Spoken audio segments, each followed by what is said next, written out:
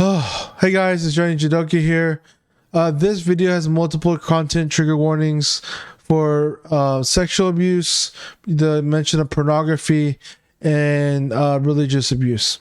So, that being said, here we go. So, today I came home from the psychiatric hospital, and this is what I experienced mentally and emotionally as I was released today. So I will explain what actually happened. Growing up, I had a lot of sexual trauma to me as a kid. The first one was that I was bullied by girls a lot, and that made me feel very emasculated. I was the only Asian in the entire private school, religious school, and I was really struggling with feeling like I was a part of any friend group. And a lot of the girls were making fun of me, mocking me, and didn't take me seriously because I was just a frail little Asian kid. And as I kept going to that school, I remember going to a vacation Bible school and experienced sexual trauma, sexual abuse from a peer of mine I had met at that church event. I won't get into details, but basically, I felt like after what happened, that I felt dirty, that I felt unwanted. I felt like I deserved to die. I felt like something was terribly, terribly wrong, and I couldn't figure out why. After explaining what happened to my parents, they didn't really know how to respond because why would anything like that happen? So, as I grew up in middle school, I was introduced to pornography, as many young men are when they're young, and so I hesitate to talk about this, but this needs to be talked about. I started watching pornography at a very young age, and it nearly destroyed my middle school academic career. Actually, I was spending too much time watching porn rather than practicing music or studying or hanging out with good people. So what happened then was, and I'll have to edit this here and there maybe, but I started using pornography as a way to cope with my trauma, and it got worse whenever I was in high school. I fell in love with a girl that did not want to be with me. She tried to be nice, but eventually she just had no contact with me. And the combination of having sexual trauma with feeling rejected, it made me very angry. It made me very upset, and I would project my feelings of anger and hatred into the pornography I was watching. And so I spent a lot of time just using pornography, which I used as an excuse to, release libido or just to express myself sexually. No, I did it because I was angry and I felt violated growing up and I didn't know what to do. So skip forward several years and we're here in today, 2024, and I started dating this girl that I met in treatment, and she is amazing. I'm falling in love with her. Everything's going great. And one of the things we agreed upon was that I would stop watching pornography and that I would stop doing that, and I would only focus on her, and we would have sexual boundaries that we wouldn't violate until we were both ready. And I basically did as much as I could to block any kind of sexual content from my video games, from the web. I bought a $70 application just to block out all the possible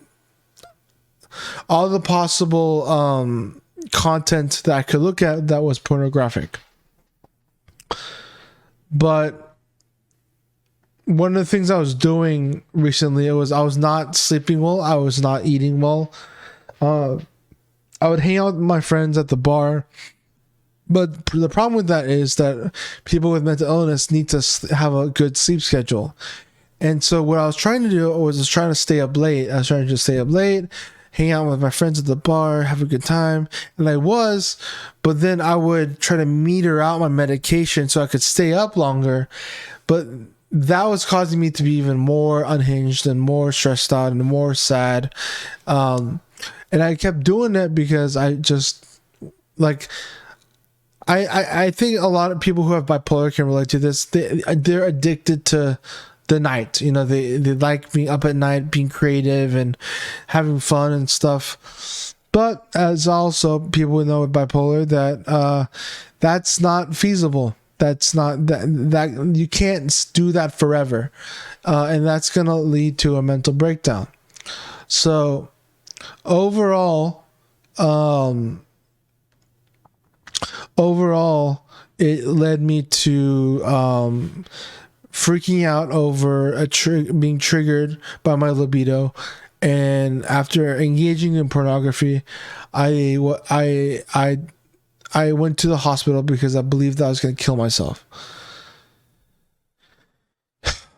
And one thing that's frustrating about, if you ever been to a psych hospital, is that the hospital's job is to do acute care management, what that means is that they're not there to help you cure all your childhood trauma or your social living expenses or whatever difficulties you have. You're there because you're suicidal or homicidal or psychotic, and you're trying to be brought back to level baseline. And psychiatric hospitals, especially in Texas, don't have the resources to do one-on-one therapy with every single patient. So that's why they have group therapy. Group therapy is an effective way for patients to get something out of therapy, but it is definitely not the answer for trauma. So when I was in the hospital, I just laid in bed. I didn't really participate. I slept a lot the first couple of days. I had trouble with the diet. The food was really, really bad. The care I received was amazing. Don't let me get that wrong. The staff were amazing and kind. It was just that I was not getting the care I received. So I was there for 8 days. I just got out today, and this is the first thing I'm doing since coming home that I'm doing right now. And so overall, I just felt like I couldn't get the care that I needed. I felt like I couldn't get healing. And so the frustrating part is trying to find a therapist, and I have a therapist, but we have to figure out something with the insurance and everything. And I feel like it's been really hard for me to talk about my trauma because there's a bunch of it. A lot of it's sexual. A lot of it came from religion. A lot of what I was told was to sexually repress myself. I was part of a church that had a lot of people leave because a lot of bad things had happened in that church, and a lot of those people ended up either divorcing or revealing that they were of another sexual orientation, or they were just didn't want to be in that marriage at all. And these were my friends that I had developed relationships with in college, and now things were different. So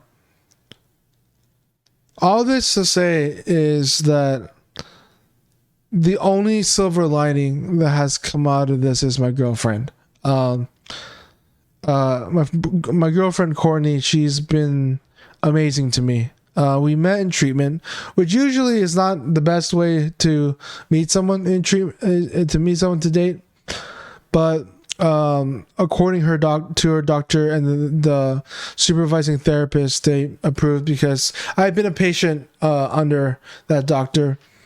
And they're both super smart, super understanding, and they're like, yeah, John's a good guy. They gave their seal of approval.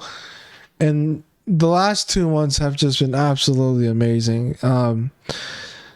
She's been loving and kind and supportive, and we hang out and it's fun, and we can talk about traumatic things, and we can process it, we can support each other. And whenever I went into the hospital, I texted my girlfriend like, hey, I'm going to the hospital right now. I'm so sorry that I did this thing. She just responded with, I forgive you. I know you're struggling with this.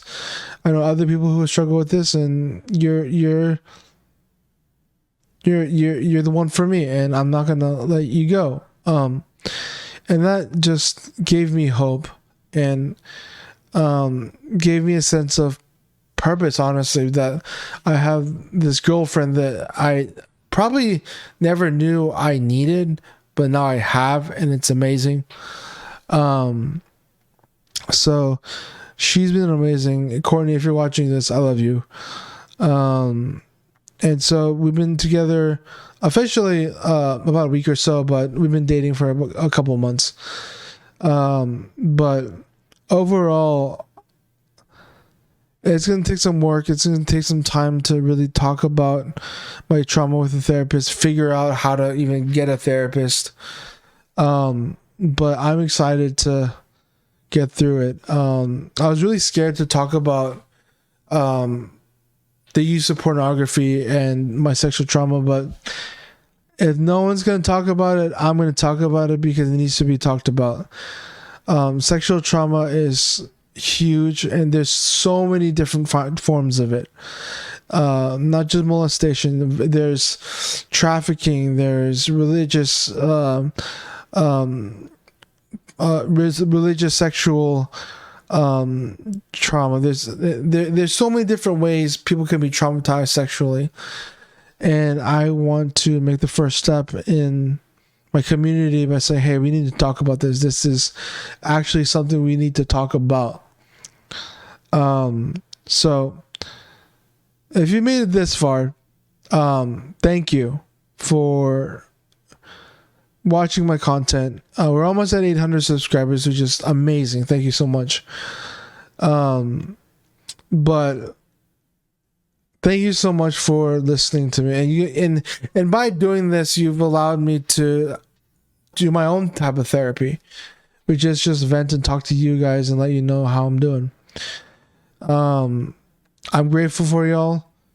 I will keep making videos as long as I'm not in the hospital and give you updates on how I'm doing. So, thank you, Courtney, for being the love of my life and being someone who understands me and doesn't get mad whenever I mess up and is patient. And thank you guys for supporting me along the way too. So until the next episode or video, I guess, see you later. Bye.